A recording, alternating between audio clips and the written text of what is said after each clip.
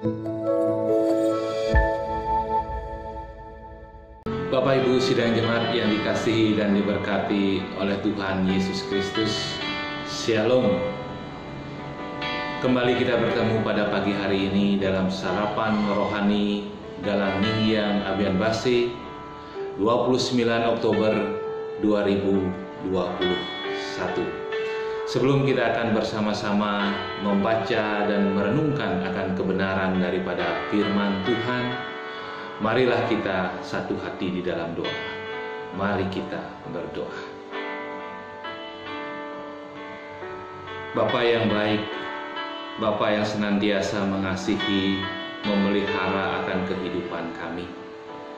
Pada pagi hari ini ya Tuhan, kembali kami menaikkan segala syukur kami di hadapan Tuhan.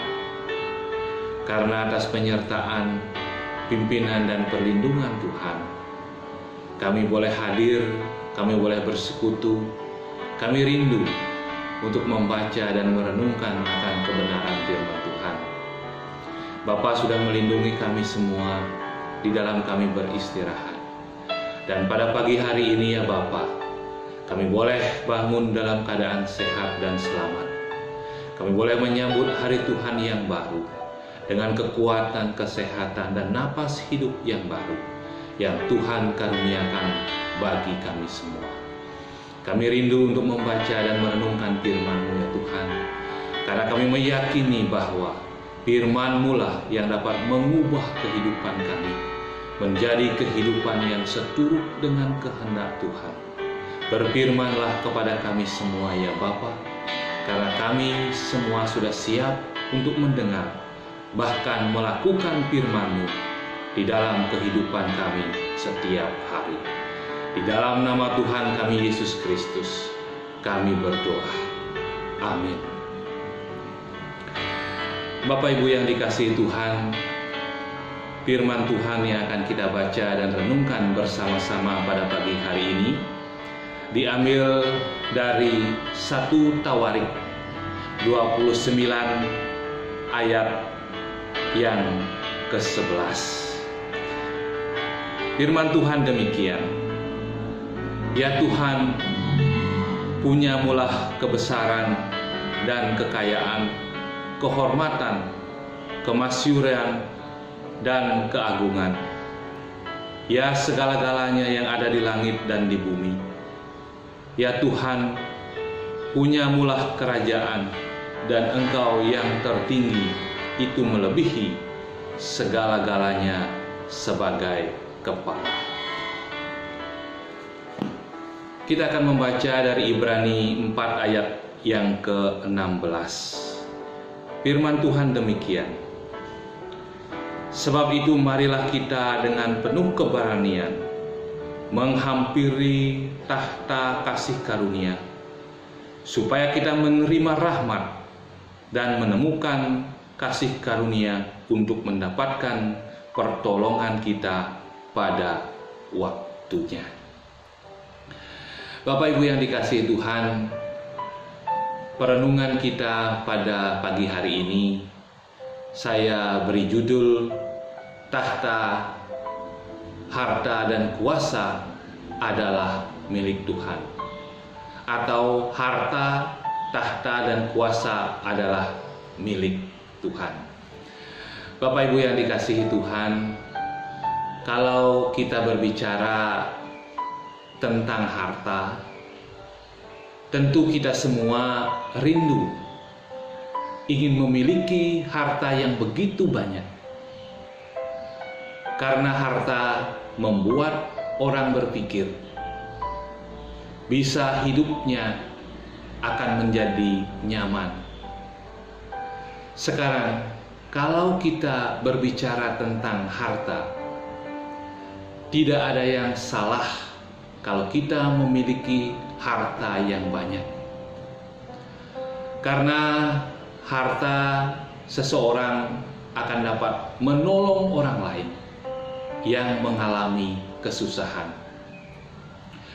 Harta dapat menolong orang yang mengalami kekurangan, bahkan membuat perubahan yang positif bagi kehidupan kita semua. Tetapi karena harta pula, seseorang akan dapat saling membenci, akan dapat melakukan penipuan, bahkan dengan harta bisa saling membunuh. Demikian juga dengan yang namanya tahta. Seseorang dengan jabatan yang tinggi bisa sangat efektif untuk membangun dan memberi pengaruh yang baik bagi banyak orang. Tetapi banyak orang juga justru karena punya jabatan yang tinggi malah bisa terlibat yang namanya korupsi. Kadangkala seseorang memperoleh kekayaan dengan hal yang tidak wajar, memperoleh kekayaan secara instan. Inilah yang sering terjadi dan sering kita lihat di sekitar kehidupan kita. Demikian juga dengan jabatan, seseorang dapat melakukan penindasan dan kekerasan kepada orang lain. Demikian juga dengan yang namanya kuasa. Kuasa membuat orang bisa berpikir, bisa hidup aman. Demikian juga pula halnya dengan yang namanya tahta. Tahta membuat orang berpikir bisa hidup menawan. Nah, ketiga hal ini sering kali dipakai sebagai gambaran hidup yang mapan, yang melambangkan kemakmuran, yang melambangkan yang namanya kemegahan dan kesejahteraan orang. Dan itu juga bisa ditimbulkan atau mempengaruhi kesejahteraan seseorang yang memilikinya.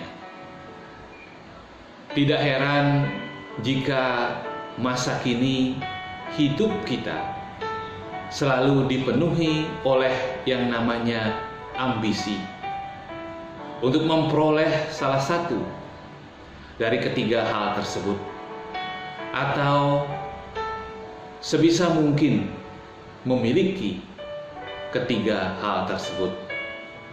Bapak Ibu yang dikasihi dan diberkati oleh Tuhan, Daud adalah gambaran seseorang yang memiliki segala kemapanan dunia. Ia adalah seorang raja yang memiliki tahta, yang memberinya kemudahan, karena ia memiliki kuasa atas bangsanya.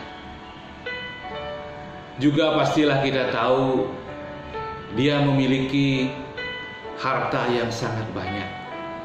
Tetapi apakah ia bermegah karena hal itu? Itu yang menjadi pertanyaan bagi kita semua. Tidak.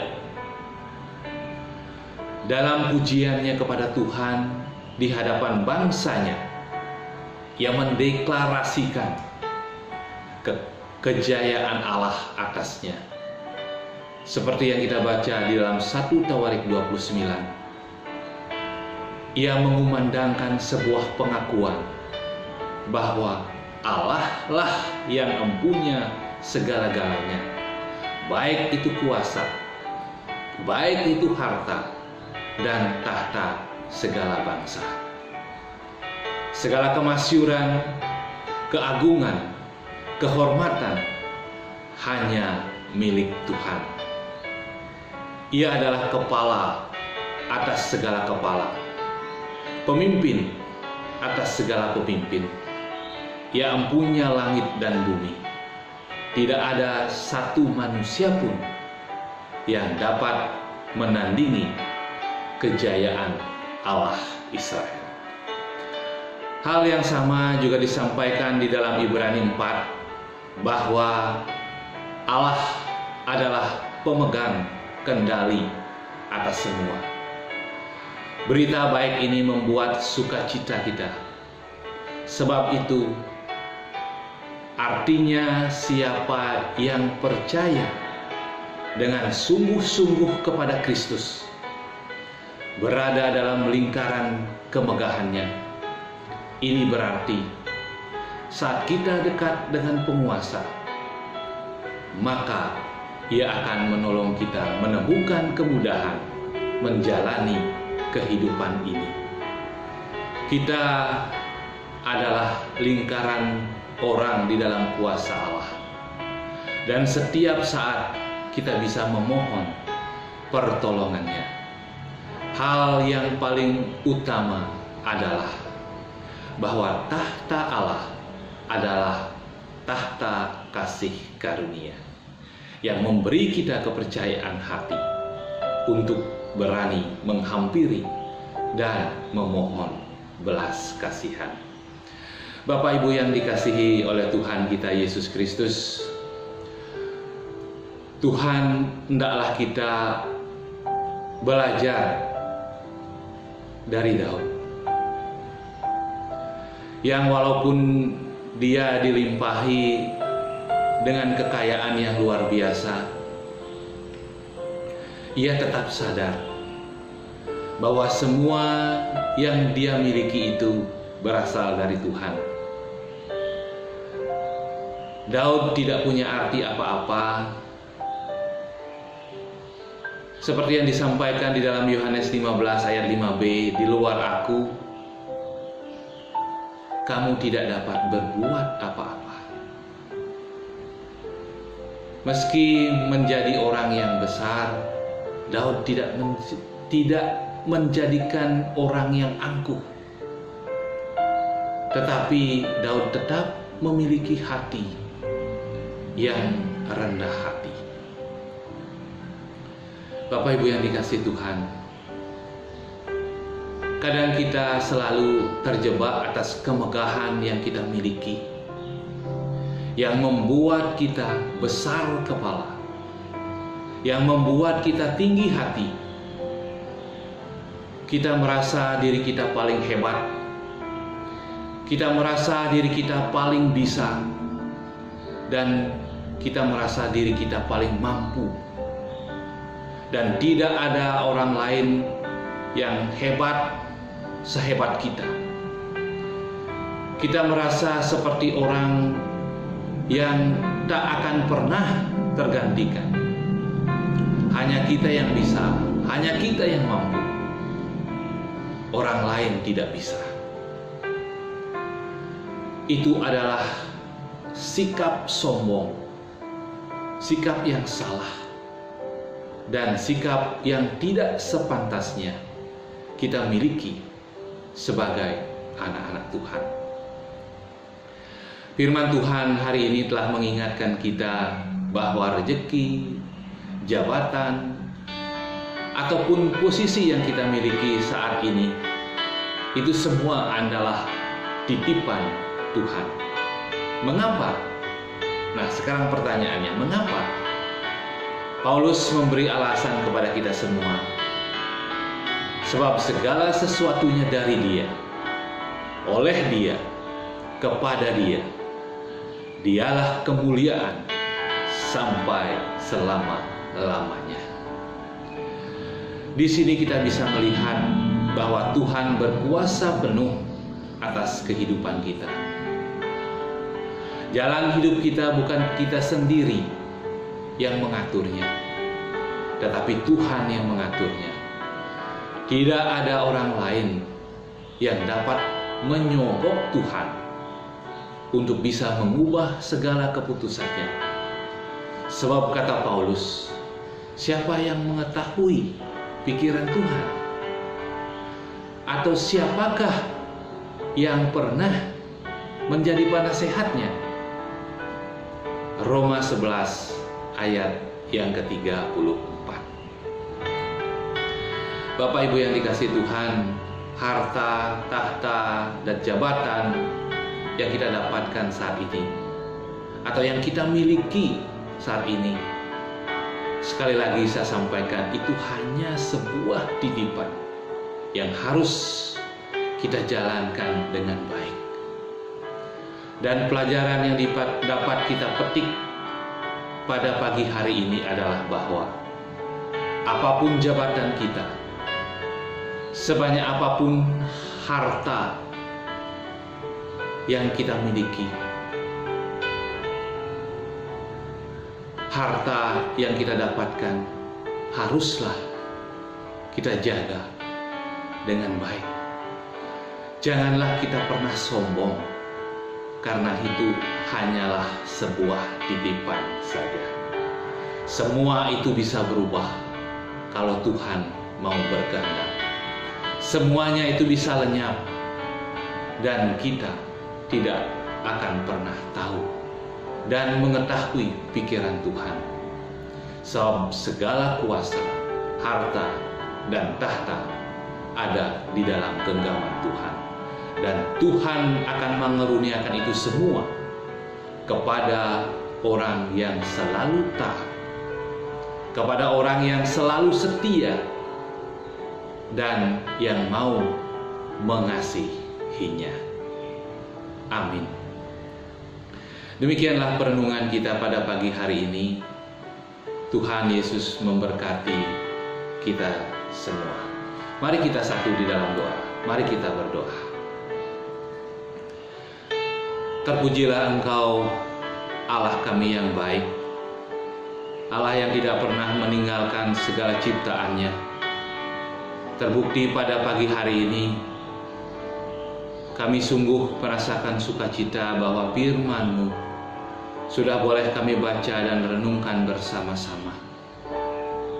Kami rindu ya Tuhan, tidak hanya firman-Mu tidak kami baca, melainkan dapat kami melakukannya di dalam kehidupan kami setiap hari. Berkat-berkat ya Tuhan sudah curahkan di dalam kehidupan kami melalui usaha dan pekerjaan kami. Ajarkanlah kami untuk mengelolanya dengan baik, untuk mempergunakannya dengan penuh rasa syukur dan sukacita, bahwa itu semua hanyalah sebuah titipan yang Tuhan karuniakan bagi kehidupan kami. Jika sebentar kami akan melakukan segala aktivitas dan pekerjaan kami ya Bapa, kami mohon perlindungan dan penyertaan Tuhan, agar apa yang kami lakukan, kerjakan, dan perbuat benar-benar mendatangkan sukacita bagi kehidupan kami. Dan berkat-berkat yang kami terima dalam kehidupan kami benar-benar kami dapat syukuri, sehingga kami dapat menjadi penyalur-penyalur berkat bagi orang-orang yang ada di sekitar kami. Bapa di dalam surga, berikanlah kami kesehatan dan kekuatan di tengah pandemi COVID-19 ini ya Tuhan. Kami mohon perlindungan dan penyertaan Tuhan, agar kehidupan kami, hidup kami benar-benar ada dalam perlindungan dan penyertaan Tuhan saja. Inilah doa dan permohonan kami ya Bapa, yang kami naikkan dan yang kami mohonkan hanya di dalam nama Tuhan Yesus Kristus, penyelamat kehidupan kami. Amin. Selamat melakukan aktivitas pada pagi hari ini Bapak Ibu yang diberkati Tuhan. Shalom.